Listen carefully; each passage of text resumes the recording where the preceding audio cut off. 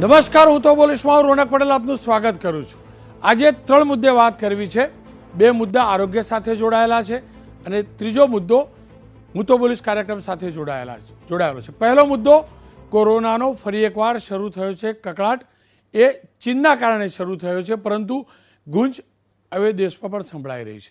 બીજો મુદ્દો, આ ઓરી મારી નાખશે, કારણ કે ફરી એકવાર ઓરીના કેસ સતત વધી રહ્યા છે અને ઓરીના કારણે મૃત્યુનો આંક પણ હવે જોવા મળી રહ્યો છે. તે ત્રીજો, આપની ચેનલ એબીપી અસ્મિતાના હું તો બોલીશ કાર્યક્રમના જે છેલ્લા 4 દિવસમાં અહેવાલો રજૂ કરાયા તે પૈકી 2 અહેવાલની જબરજસ્ત અસર આવી છે, તેને લઈને છે.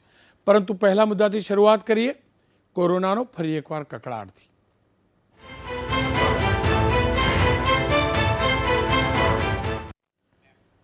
કોરોના આ શબ્દ આપણે આ વર્ષમાં ભૂલી ચૂક્યા હતા અને જીવનમાં ક્યારેય ફરીથી સાંભળવા માંગતા નહોતા. પરંતુ ફરી એકવાર વિશ્વની અંદર કોરોનાનો કકળાટ શરૂ થયો છે. કોરોના પડોશી દેશ ચાઇનાની અંદર કાળમુખો બની રહ્યો છે. ચાઇનાની હોસ્પિટલો કોરોનાના દર્દીથી, દ્રશ્યો પણ તમે જોજો, કોરોનાના દર્દીઓથી ઉભરાઈ રહી છે. ચારે કોર ચાઇનાની અંદર હાહાકાર છે. શબગૃહો લાશોથી ઉભરાઈ રહ્યા છે. લાશોની અંતિમ વિધિ કરવા માટે પણ વેઇટિંગ ચાલી રહ્યું છે. જે ચાઇનાએ કોરોનાનો અભિશ્રાપ દુનિયાને આપ્યો હતો, એ જ ચાઇના હવે કોરોનાની ઝપેટમાં આવી ચૂક્યો છે. ચાઇનાના મોટાભાગના શહેરોની અંદર સતત કેસ વધી રહ્યા છે. દુનિયાને દુનિયાભરની વાતો કરી ડરાવનાર આ ચાઇના હવે કોરોનાથી થરથર કાપી રહ્યું છે. ભારત આ તમામની તુલનામાં ઘણું આગળ છે, પરંતુ ચાઇના જ નહીં, દુનિયાના અન્ય દેશોની અંદર પણ કોરોનાના કેસ જ્યારે સામે આવ્યા છે ત્યારે ભારતે પણ સતર્ક બનવું જરૂરી છે. હું ફરી એકવાર કહીશ કે આ કાર્યક્રમ ડરાવવા માટે જરાય નથી. ભારતના લોકોએ કોરોનાથી ડરવાની જરાય જરૂર નથી, પરંતુ સતર્કતા વધારવી જરૂરી છે. કારણ કે ચાઇના પડોશનો દેશ છે. ચાઇના સાથે આજે પણ આપણા વેપારિક સંબંધો છે. ચાઇનાથી અનેક લોકોની આજે પણ અવરજવર છે. સૌ પ્રથમ તો ચાઇના સાથેની જે આંતરરાષ્ટ્રીય ફ્લાઇટ્સ છે તે બંધ કરવી જરૂરી છે. જોકે વેપારિક સંબંધોના કારણે સરકારે ક્યારે નિર્ણય લેશે હું નથી જાણતો, પરંતુ આ તમામની વચ્ચે ચાઇનામાં હાહાકાર મચાવનાર ઓમિક્રોન જે વાયરસ છે તેનો BF.7 વેરિયન્ટના 3 કેસ નોંધાઈ ચૂક્યા છે આપણા દેશની અંદર. જે પૈકીના 2 કેસ ગુજરાતના હતા. જોકે રાજ્યના આરોગ્ય વિભાગે સ્પષ્ટતા કરી છે કે બંને દર્દી સ્વસ્થ થઈ ચૂક્યા છે. ચીનમાં સંક્રમણ વધતા દેશની સરકાર અને ગુજરાતની સરકાર એક્શનમાં આવી છે. કેન્દ્ર સરકારે તમામ રાજ્ય સરકારના સચિવોને પત્ર લખ્યા છે, જેમાં જીનોમ સિક્વન્સની બાબતો પર ભાર મૂકવા જણાવ્યું છે. જે રાજ્યોમાં જીનોમ સિક્વન્સિંગ ઓછું આવી રહ્યું હોય તે રાજ્યોમાં જીનોમ સિક્વન્સિંગમાં વધારો કરવાની સૂચના અપાઈ છે. ગુજરાતની વાત કરીએ તો ગુજરાતમાં હાલ પ્રતિદિન 7 થી 8 હજાર જેટલા સેમ્પલનું જીનોમ સિક્વન્સ કરવામાં આવી રહ્યું છે. આજે આરોગ્ય મંત્રી ઋષિકેશ પટેલની અધ્યક્ષતામાં રિવ્યુ મિટિંગ યોજાઈ હતી. જોકે દેશમાં પણ કેન્દ્ર સરકારે પણ આ પ્રકારની રિવ્યુ મિટિંગ યોજી હતી. રાજ્યની અંદર COVID-19ની સ્થિતિ બાબતે ચર્ચા કરવામાં આવી. એટલું જ નહીં, ઓક્સિજન, દવા, કોવિડ કેર સેન્ટર, રસીકરણ જેવી સુવિધાઓ બાબતે પણ રિવ્યૂ કરવામાં આવ્યો. દેશમાં અત્યારે કોરોનાના 10 અલગ અલગ પ્રકારના વેરિયન્ટ છે. નીતિ આયોગના સદસ્ય વીકે પોલે પણ લોકોને સતેજ કર્યા છે. ભીડભાડવાળી જગ્યા પર માસ્ક લગાવીને જ જવાની સલાહ નીતિ આયોગના સદસ્ય વીકે પોલે આપી છે. બીજી તરફ રાજ્યની કોવિડ ટાસ્ક ફોર્સના સદસ્ય ડૉક્ટર દિલીપ માવલંકરે ચિંતા વ્યક્ત કરી છે.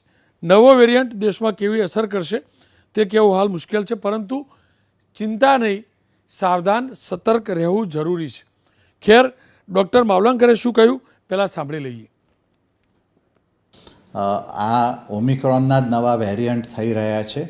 ચીનમાંથી જે સમાચાર આવી રહ્યા છે એના પરથી એવું લાગે છે કે કોઈક જાતનું વધારે સિરિયસ વેરિયન્ટ છે, અથવા ચીનમાં ઇમ્યુનિટી ઓછી છે એટલે હોસ્પિટલાઇઝેશન અને મૃત્યુનું પ્રમાણ વધારે દેખાઈ રહ્યું છે. બીજા દેશોમાં જાપાન, બ્રાઝિલ, કોરિયા, એમાંથી પણ આપણે માહિતી લેવાની જરૂર છે કે ત્યાં શું છે, કારણ કે ત્યાં પણ કેસો વધી રહ્યા છે પણ હજુ હોસ્પિટલાઇઝેશન એટલા બધા વધ્યાનો સમાચાર નથી. તો આ નવું વેરિયન્ટ હોય તો આપણે ત્યાં ન આવે એની તકેદારી, અને આવે તો ન ફેલાય, કારણ કે નવા વેરિયન્ટ ન આવે એ બહુ મુશ્કેલ છે. એટલે જે લોકો બહારથી આવતા હોય એને આપણે ચોક્કસપણે ક્વોરન્ટાઇન કરવાનો વિચાર કરવો પડે એકવાર આપણને આનું અન્ડરસ્ટેન્ડિંગ ડેવલપ થાય પછી. અને જે લોકોએ વેક્સિન ન લીધી હોય એ પૂરેપૂરી વેક્સિન અને પ્રિકોશન ડોઝ લે એ અગત્યનું છે. ફરી એકવાર કહીશ, કોરોનાથી ડરવાની જરાય જરૂર નથી, પરંતુ મારો પ્રયાસ છે ફરી એકવાર સતર્ક કરવાનો. જે પણ ચાલી રહ્યું છે કોરોનાને લઈ દુનિયાભરની અંદર, તે આપણા નાગરિકો સુધી એ વાત પહોંચાડવાનો મારો પ્રયાસ છે. ડૉક્ટરોનો વ્યૂ આપ તમામ સુધી પહોંચાડવાનો મારો પ્રયાસ છે. સરકારે કરેલી તૈયારીઓની જાણકારી આપ સુધી પહોંચાડવાનો, અને એટલે જ મેં આજે આ કાર્યક્રમનું આયોજન કર્યું છે. ખેર, આ મુદ્દે જબરજસ્ત રાજનીતિ પણ શરૂ થઈ ચૂકી છે, કારણ કે આપણે જાણીએ છીએ કે આપણા ત્યાં કંઈ પણ થવાનું હોય તે, અને કોઈ વાયરસ આવે એ પહેલાં રાજનૈતિક વાયરસ જલ્દી આવી જતો હોય છે, જલ્દી ફેલાઈ પણ જતો હોય છે. રાજકીય વાત કરીએ પહેલાં વિશ્વમાં શું થઈ રહ્યું છે, કોરોનાથી દેશે કેટલું સાવધાન રહેવાની જરૂર છે, આ તમામ મુદ્દે વાત કરીશ. ધીરજ કોલ, ડૉક્ટર ધીરજ કોલ યુએસમાં છે, લાંબુ રિસર્ચનો અનુભવ પણ ધરાવે છે, તેમની સાથે પણ વાત કરીશ. ડૉક્ટર કમલેશ રાજગોર ભારતીય જનતા પક્ષના નેતા છે, તેમની સાથે પણ વાત કરીશ. ડૉક્ટર વસાવડા કોંગ્रेसના नेता છે, તેમની સાથે પણ बात करिश. शुरुआत डॉक्टर धीरज कौल आपसे मैं करना चाहूँगा. देखिए, जिस प्रकार की खबरें आ रही हैं, हम ज़्यादा तो जानते नहीं हैं, और आप भी जानते हैं, मैं भी जानता हूँ, दुनिया जानती है कि चाइना में सही में क्या हो रहा है ये जानना मुश्किल होता है. दुनिया भर की बातें करने वाला चाइना सही फिगर्स कभी भी लेकर नहीं आया है. चाइना ने ही हम लोगों को शुरुआत में डराया, हम लोगों को मारा शायद, लेकिन फिलहाल स्थिति क्या है, चाइना की स्थिति क्या है, दुनिया के देशों की स्थिति क्या है, और भारत में उसकी क्या इम्पैक्ट हो सकती है. नमस्कार, thank you for having me on the show. बहुत ही अच्छा आपने क्वेश्चंस पूछे हैं. देखिए, आपका जो स्टेटमेंट है मैं वहां से स्टार्ट करता हूं. चाइना से आया हुआ डाटा हम लोग उसे स्पेक्टिकली देखते हैं, हम प्रॉपर उसे बिलीव करने में अभी भी थोड़ा झिझकिचाते हैं. 2020 से लेके 2021 आज तक का जो डाटा आ रहा है वो काफी स्क्यूड है. मतलब आज तक वहां पे जो डेथ्स डिक्लेयर्ड हैं वो 5280 deaths as of today declared हैं, जो कि बहुत हार्ड टू बिलीव है. लेकिन देखिए, प्रॉब्लम क्या है कि जो ओमिक्रॉन का वेरिएंट जो आपने गुजराती में बताया, थोड़ा बहुत मैं समझ पाया, BF7.7 जो एक शॉर्ट वेरिएंट है BA.5.2.1.7 का, जो सब लीनिएज है ओमिक्रॉन का, वो भी ओमिक्रॉन के BA.5 वेरिएंट का. अब ये हम सब लोगों, चाइना में क्या दिक्कत आ रहा है, चाइना में 3 इश्यूज हैं. उनकी 90% आबादी को एक ही वैक्सीन का डोज लगा है. तकरीबन 40 से 45% आबादी, अगर आप एक ऑफिशियल वहां का क्लेम देखें, तो सेकंड डोज से बूस्टेड है, और तीसरी डोज तो बहुत ही कम लोगों को लगी है, और जो वहां पे वैक्सीन लगी है वो साइनोवैक है. और तीसरा दिक्कत यह है कि जो जीरियाट्रिक पेशेंट है, 65 साल से ऊपर के लोग, जिनको सबसे ज्यादा खतरा इससे होता है, क्योंकि साइंस ने हमको दिखाया है कि सबसे स्ट्रॉन्ग रिस्क फैक्टर ओमिक्रॉन के आउटकम्स के लिए एज है, कितनी आपकी एजेड बॉडी है. तो ऐसे लोग जो एजेड हैं चाइना में, वो फुली बूस्टेड बिल्कुल भी नहीं है, बहुत ही कम मात्रा में, 40% से भी कम. और तीसरी प्रॉब्लम यह है कि चाइना ने बहुत ही पहले यू टर्न ले लिया और अपनी खुद की indigenous developed inactivated viral vaccine Sinovac को यूज किया, जिसकी एफिकेसी रिजल्ट्स हमारे पास जो इनिशियल डाटा था वो भी काफी स्क्यूड डाटा था, 55-60% दिखा रहा था. लेकिन अब लेटली जो हम आर्टिकल्स देख रहे हैं उसके अकॉर्डिंगली और इन्फॉर्मेशन के और डाटा के अकॉर्डिंगली तकरीबन 40% के करीब ही पाया जा रहा है. और चौथी सबसे बड़ी प्रॉब्लम, चाइना ने क्या किया, जीरो कोविड पॉलिसी करके लॉकडाउन कर दिया. उस वजह से लोग आपस में मिल नहीं पाए, और एक बहुत बड़ा सोशल अनरेस्ट हुआ. अभी रिसेंटली आपने प्रोटेस्ट देखे, उनको आनन फानन में लॉकडाउन हटाना पड़ा. अब ऐसे लोग मिल रहे हैं जो कि वायरस को एक्सपोज नहीं है. भारत में, अमेरिका में, यूके में, कनाडा और वेस्ट के अंदर 2 से 3 लेयर्स आई थी. सेकंड लेन आपने देखा था, डेल्टा की आई थी, ओमिक्रॉन की थर्ड वेव आई थी, उसके बाद भी छोटी छोटी वेव्स आई. लेकिन चाइना में ऐसा कुछ नहीं है. और दुनिया की सबसे बड़ी आबादी, 1.4 बिलियन लोगों की आबादी में बहुत बड़ी मात्रा में लोग ऐसे हैं जो कि फुली वैक्सीनेटेड नहीं है, जिन्होंने नेचुरल इम्यूनिटी नहीं पाई है वायरस के थ्रू गुजरने के दौरान. और ऐसे लोग भी हैं जो कि काफी हद तक बीमारियों से ग्रसित हैं. तो ऐसे लोग अब जब दोबारा मिलेंगे, वायरस उनमें मल्टीप्लाई होगा, एक से दूसरे में जाएगा, उनकी बॉडीज में ज्यादा देर रहेगा, जिसके अंदर इम्यूनिटी नहीं है, और इवेंचुअली एक नया वेरिएंट भी डेवलप करने की पूरी पूरी कैपेबिलिटी रखता है। जब 1.4 बिलियन हम लोग एंटिसिपेट कर रहे हैं, नेचर में जो आर्टिकल आया था उसके अकॉर्डिंगली, जो दुनिया की लीडिंग जर्नल है, तकरीबन 800 मिलियन लोग नए इन्फेक्ट होंगे, और अगर 0.1 भी मोर्टेलिटी होती है तो बहुत बड़े नंबर्स हम एंटिसिपेट करते हैं। तकरीबन 1.5 मिलियन मोर्टेलिटी होने की एक आशंका हो सकती है, भगवान ना करे ऐसा हो। तो चाइना के लिए इस टाइम बहुत ही खतरनाक समय है, और वहां से निकला हुआ एक वायरस दुनिया पे काल ग्रसित दोबारा कर सकता है। इसीलिए दुनिया भर की सभी सरकारें इस टाइम जीनोमिक सीक्वेंसिंग पे ज्यादा जोर दे रही हैं, चाइना से आने हुए ट्रैफिक को बड़ा ध्यान से देख रही हैं, और अपनी कंट्रीज के अंदर बहुत क्लोजली मॉनिटर कर रही हैं, कहीं हॉटस्पॉट या कोई नया फ्लिकर पॉइंट ना इनिशिएट हो जाए जिससे एक आउटस्प्रेड हो। लेकिन क्योंकि ये वायरस अभी सर्दी के मौसम में, ठंड में और कम ह्यूमिडिटी में ज्यादा एरोजलाइज्ड होता है, साथ में फ्लू वायरस भी है, और जिसको हम आरएसवी बोलते हैं, रेस्पिरेटरी सिंसोशियल वायरस, वो भी साथ में है। ये तीनों वायरस एक जैसे दिखते हैं, तो बाय डिफॉल्ट इस टाइम हर दुनिया के हॉस्पिटलों में आप देखेंगे, हमारे खुद के हॉस्पिटल में भी ईआर के अंदर वायरल इन्फेक्शन की रेट्स बढ़ रहे हैं और लोग आ रहे हैं। लोगों को इस टाइम भारत में खासतौर पे बिल्कुल घबराना नहीं चाहिए, लेकिन एट द सेम टाइम अगर आप बीमार हैं, वृद्ध हैं और आपको सांस लेने में दिक्कत हो रही है, तो ऐसी चीजों को लाइटली मत लीजिए और कोविड का डेफिनेटली टेस्ट कराइए। और मैं तो हाईली रिकमेंड करूंगा कि इस समय आप पब्लिक प्लेसेस पे जरूर मास्क डालें। मास्क मैंडेट मुझे लगता है बिल्कुल करना चाहिए, और एक proper mask N95, surgical mask या गमछे से उतना प्रोटेक्शन नहीं होता। डॉक्टर देखिए, मैंने पुरानी तस्वीरें निकाली, हालांकि मैं डिलीट कर देना चाहता था, लेकिन जो खबरें आने लगी मुझे भी पुरानी तस्वीरें निकालनी पड़ी कोविड टेस्ट वगैरह की। ऐसी गुजरात या तो देश में कहीं पर भी हालत नहीं है, और आप भी जानते हैं, दुनिया जानती है कि वैक्सीनेशन के मामले में देश भारत बहुत आगे है। 4.25 करोड़ आबादी वैक्सीनेटेड है। ऐसे में भारत को कितना खतरा है?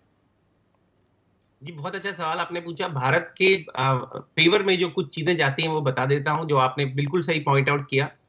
गवर्नमेंट, सेंट्रल गवर्नमेंट ने बहुत अच्छा काम करते हुए वैक्सीनेशन को बहुत प्रमोट किया, और लोगों ने भी बहुत अच्छा काम करते हुए वैक्सीनेट अपने आप को किया। दूसरी बात, भारत के अंदर अनफॉर्चुनेटली 3 वेव्स कोविड की आई, उससे हमने काफी डेथ और डिस्ट्रक्शन देखा, लेकिन उससे एक फायदा ये हुआ कि इंसानों की इम्यूनिटी तक वो वायरस की इंफॉर्मेशन पहुंची, और वो वायरस की इंफॉर्मेशन से एंटीबॉडीज बॉडी ने बना ली। अब जब भी वायरस का दोबारा इन्फेक्शन होता है तो बॉडी में इम्यूनिटी है, तो वैक्सीन से मिली हुई इम्यूनिटी, नेचुरल इम्यूनिटी, ये दोनों टुगेदर हैं। और जो तीसरा इस टाइम भारत के लिए थोड़ा सा बेटर है, वो है कोल्ड वेव में जो आर्कटिक सर्कल से बहुत नेगेटिव टेम्परेचर की कोल्ड वेव्स आ रही हैं, जो अमेरिका, कनाडा तक पहुंचेंगी, शायद चाइना तक भी आ रही हैं, शायद कुछ उत्तरी भारत, कश्मीर या वहां तक आए।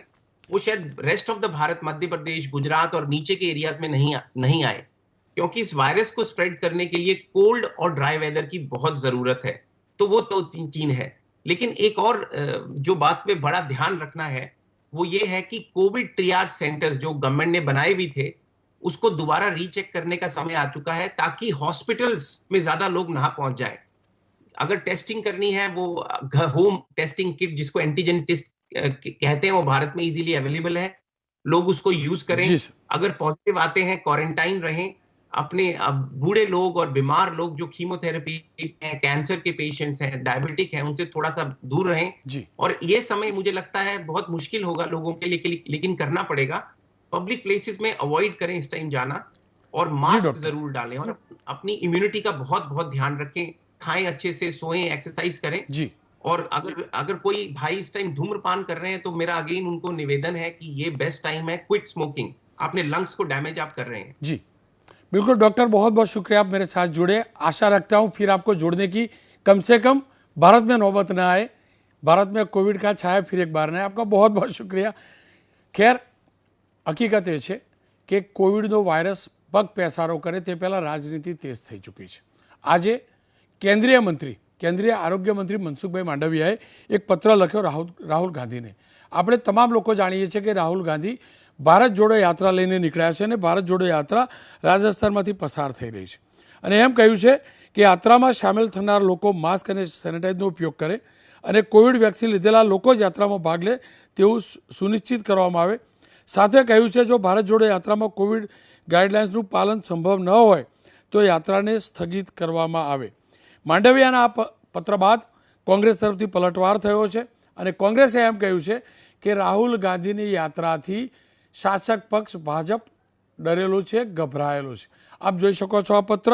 આ મુદ્દે પહેલાં અધિરંજન ચૌધરી કે જેઓ કોંગ્રેસ વતી નિવેદન આપ્યું છે એ જોઈ લઈએ અને ત્યારબાદ મનસુખભાઈ માંડવિયાએ તેના ઉપર જે પલટવાર કર્યો છે એ પણ સાંભળી લઈએ. भारत जोड़ो यात्रा के चलते मोदी सरकार खुद बुखलाए हुए हैं. आप भारत जोड़ो यात्रा के असर खुद देख रहे हो कि महाराष्ट्र में बीजेपी नस्तानाबूद हो चुके हैं, सुफरा साफ होने जा रहे हैं बीजेपी. तो ये डर के मारे ये आम लोगों की निगाह भटकाने के लिए बुखलाए हुए बीजेपी पार्टी ये तरह तरह की सारे सवाल उठा रहे हैं. बीजेपी पार्टी को ये कहना चाहता हूँ, गुजरात में जब चुनाव हुई थी मोदी जी घर घर गए थे, क्या मास्क लगा के, क्या लोगों को सारे प्रोटोकॉल मानते हुए गए थे? मंडविया के मैं पूछना चाहता है कि राहुल गांधी की पदयात्रा शायद आपको अच्छा नहीं लगते होंगे, लेकिन सारे हिंदुस्तान के लोग इसमें दिलचस्पी दिखा रहे हैं. एक देश के हेल्थ मिनिस्टर अपना दायित्व अदा करता हो,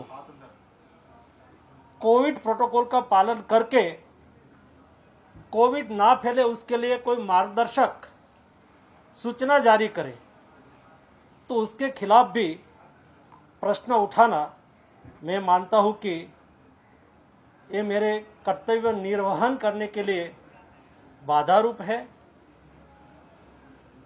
हम तो प्रधान सेवक की टीम के छोटे से मेंबर हैं, हम खास लोगों को कैसे क्वेश्चन पूछ सकते? यही उसकी मानसिकता हो तो उसका तो मेरे पास कोई जवाब नहीं है. તમામ ભારતીયો, તમામ ગુજરાતીઓ આશા રાખતા હશે કે કોવિડ નામનો શબ્દ ડિક્શનરીમાંથી ડિલીટ થઈ જાય અને કોવિડ ઉપરનું પોલિટિક્સ તો ક્યારેય ન થાય. પરંતુ કદાચ કોવિડનો વાયરસ મરી જશે પણ એના મુદ્દેની રાજનીતિનો ક્યારેય અંત નહીં આવે. પરંતુ એ જાણવું સમજવું જરૂરી છે અને ડૉક્ટરો પાસેથી જાણવું જરૂરી છે. મેં એવા બે ડૉક્ટર્સને જોડ્યા છે જે બંને રાજકીય પક્ષો સાથે જોડાયેલા છે. ડૉક્ટર હેમાંગ વસાવડા કોંગ્રેસના નેતા છે, ડૉક્ટર કમલેશ રાજગોર ભારતીય જનતા પક્ષના નેતા છે. હેમાંગભાઈ, જે પ્રકારે મનસુખભાઈએ વાત કરી અથવા તો પત્ર લખ્યો તેનાથી તકલીફ શું? જો સતર્કતા માટે પત્ર લખાતો હોય તો તકલીફ શું? બહુ સ્પષ્ટ વાત છે કે આ પત્ર માત્ર સતર્કતાના હેતુથી લખાયેલો નથી. ઘણા બધા ધાર્મિક મેળાવડાઓ ચાલે છે દેશમાં અને રાજ્યમાં, જ્યાં હજારો લોકો ભેગા થાય છે. લગ્નસરાની સિઝનો પણ હવે પાછી આવવાની તૈયારીમાં છે અને થોડા દિવસોમાં લગ્નસરા પણ ચાલુ થશે. બીજા બધા પણ રાજકીય મેળાવડાઓ થાય છે. જ્યારે એમણે નામજોગ પત્ર લખ્યો ત્યારે આ પ્રશ્ન થયો છે, જો માર્ગદર્શિકા જાહેર કરી હોત અથવા તો બધાને લાગુ કરી હોત, ધાર્મિક મેળાવડાઓ, લગ્ન સરામની સિઝનમાં ભેગા થતા લોકો, આ બધાને જો કીધું હોત તો આ ચર્ચા ઊભી થઈ ન હોત. એટલે આપે જે કીધું કે હેલ્થ મિનિસ્ટર ગાઈડલાઈન આપે એમાં કદી કોઈને વાંધો ન હોય, આપવી જ જોઈએ. ભલે મોડી આપે, મોડી આપે, પગલાં ન લે, માત્ર ગાઈડલાઈન આપે, જે થતું હોય પેણે કરવું જોઈએ. પણ નામજોગ કર્યું અને માત્ર એક જ વ્યક્તિને કીધું, દેશમાં બીજા કોઈને એને વાત ના કરી, એટલે આ પ્રશ્ન ઊભો થયો છે. કમલેશભાઈ, આપ શું માનો છો? આ પ્રશ્ન ઊભો કરવામાં આવ્યો કે રાજનૈતિક બની ગયો?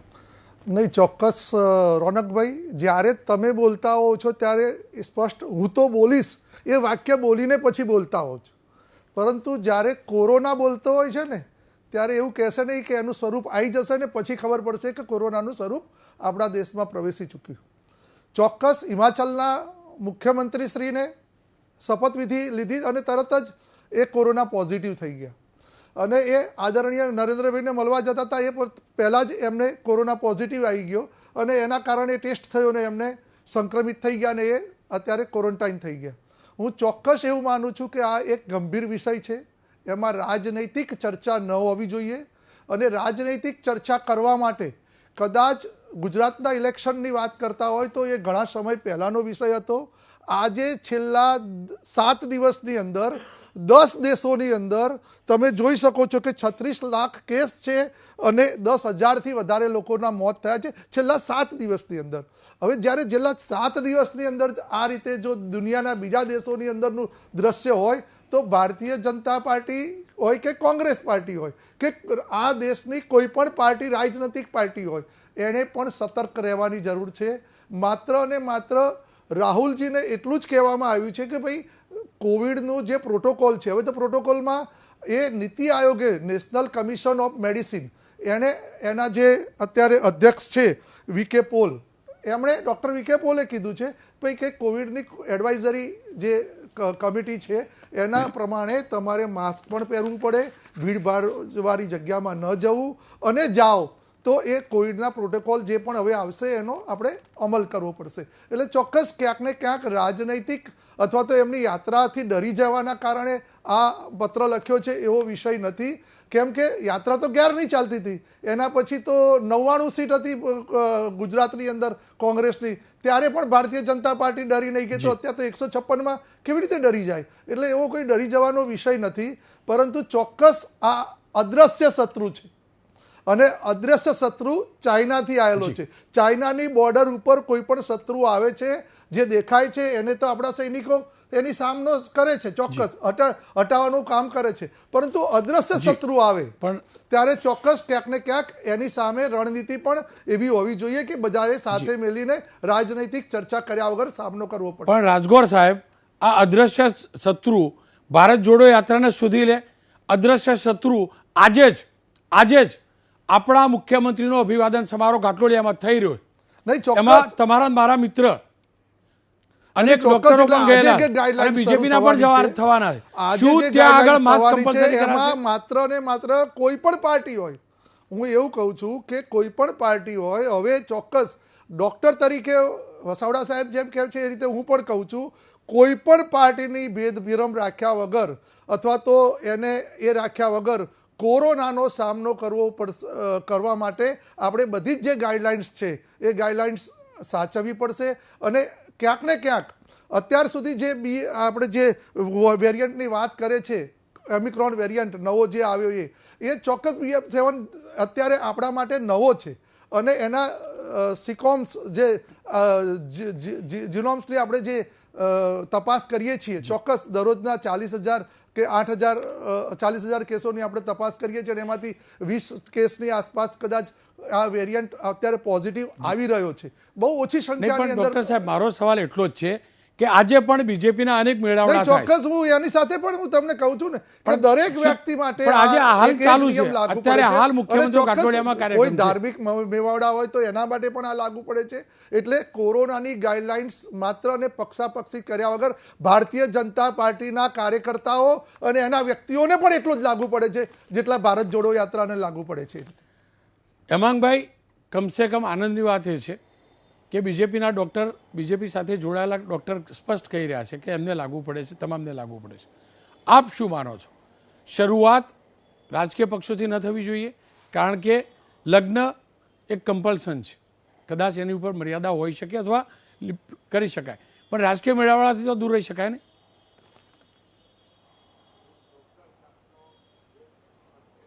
ચોક્કસ આપનો જે પ્રશ્ન છે અને કમલેશભાઈએ જે ટિપ્પણી કરી એની સાથે હું ઘણો સંમત છું.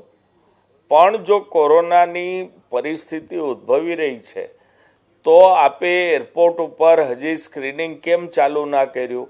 ચાઇનાની ફ્લાઇટ હજી તમે બંધ કેમ ના કરી? માત્ર ટેસ્ટ થાય એરપોર્ટમાં વિદેશથી આવતા પ્રવાસીનો અને પોઝિટિવ આવે તો એને પાછા મોકલવા અથવા ક્વોરન્ટાઇન કરવા, એની નીતિ હજી અમલમાં કેમ નથી આવી? આ બધા પ્રશ્નો છે. અને મેં જે કીધું એ ફરીથી કે ચોક્કસ રાજકીય પક્ષની જવાબદારી બને જ છે. સરકારની આવી મુહિમમાં સાથે ઊભવું જરૂરી છે, પણ એ મુહિમ વ્યાજબી અને બિનપક્ષીય હોય, કોઈ મલિન ઇરાદાથી થયેલી મુવમેન્ટ હોય તો એનો વિરોધ કરવો પણ ફરજિયાત બને છે. એમણે જો આ દેશવાસીઓને અપીલ કરી હોત, સાથે સાથે ધાર્મિક મેળાવડાના સંચાલકોને અપીલ કરી હોત, તો અમે ચોક્કસ આ મુદ્દો આ રીતે જવાબ આપીને, જેને રાજકારણ કહેવામાં આવે છે, એ ના કરત. પણ સરકારે આ એક કાગળ લખવા સિવાય કયા પગલાં લીધા એ મારે જાણવું છે. અને હું બહુ ખાતરીપૂર્વક રોનકભાઈ કહું છું, મારા લાંબા મેડિકલ કેરિયરના અનુભવે અને મારા અભ્યાસના અંતે, કે ભારત અને ગુજરાત પહેલી, બીજી, ત્રીજી વેવ જેવી કોરોનાની વેવ ક્યારેય જોવાનું નથી. શરદી ઉધરસ થાય, તાવ આવે કદાચ અને 2 દીમાં ચાલ્યો જાય, ફ્લૂ ગણો, ટેસ્ટ કરાવો તો ખબર પડે કે આ કોરોના છે. એથી વિશેષ કોરોનાથી હવે ડરવાની જરૂર બિલકુલ નથી. આપણી રોગ પ્રતિકારક શક્તિ ઘણી સારી છે. વેક્સિન ખરેખર બહુ સારું થયું છે. અને આપના ચેનલના માધ્યમથી હું ગુજરાતના લોકોને વિનંતી કરું છું કે જે લોકોએ બૂસ્ટર ડોઝ ના લીધો હોય એ બૂસ્ટર ડોઝ તરત લઈ લે. ડૉક્ટર સાહેબ, પ્રમાણિકતાથી કહું તો મેં પણ નથી લીધો, અને એટલે જ થોડુંક જાણી પણ લઈએ કે 2 ડોઝ લીધા, હવે આ પ્રિકોશન ડોઝ અથવા બૂસ્ટર ડોઝ લેવો કેટલો જરૂરી છે. અને સાચું કહું તો એક ડર પણ લાગે છે કે આ બૂસ્ટર ડોઝથી બીજી કોઈ અસર તો નહીં આવે ને. આપ મેડિકલ સાથે જોડાયેલા છો, મારા સહિત તમામનો ડર તમે દૂર કરી શકશો. પહેલી વાત કરો કે જ્યારે નવા વેવની એક આશંકા ઊભી થઈ છે, ત્યારે બૂસ્ટર ડોઝ લઈ લેવો જરૂરી છે.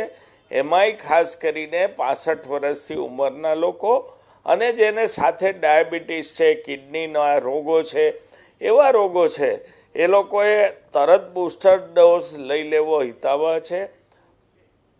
વેક્સિનની સાઈડ ઇફેક્ટો છે, એની ઉપર અત્યારે અભ્યાસ ચાલી રહ્યો છે. 2.5 વર્ષ થયા છે કોરોના આવે, એટલે હજી ડેટા સાયન્ટિસ્ટો પાસે બહુ ડેટા મળ્યા નથી. પણ જે કાંઈ ઇનિશિયલ ડેટા આવ્યા છે એમાં વેક્સિનની સાઈડ ઇફેક્ટની ટકાવારી ખૂબ ઓછી છે, ઘણી ઓછી છે. હા, ગંભીર રિએક્શન કોઈને આવ્યા છે દુનિયામાં, પણ એનાથી આપણે ડરી જવાનું રહેતું નથી. વાહન અકસ્માત રોજ આપણે છાપામાં જોતા હોઈએ છીએ, છતાં આપણે વાહન ચલાવતા અને બેસતા હોઈએ છીએ. એમ સાઈડ ઇફેક્ટ વેક્સિનની કદાચ કોઈને થઈ હોય તો એ બધાને થાય એવું જરૂરી નથી. ચોક્કસ 3જો ડોઝ વેક્સિનનો લઈ લેવો એકદમ જરૂરી છે, બૂસ્ટર ડોઝ.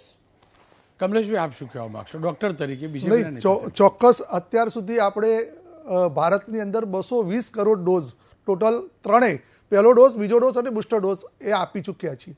એના સિવાય પણ હું વાત કરું તો પહેલો ડોઝ જેણે લીધો છે એવા ઘણા લોકો એવા છે કે જેણે બીજો ડોઝ પણ નથી લીધો, અને બીજો ડોઝ લીધા પછી જે બૂસ્ટર ડોઝ મુકાવાનો હોય એની સંખ્યા ઘણી ઓછી છે.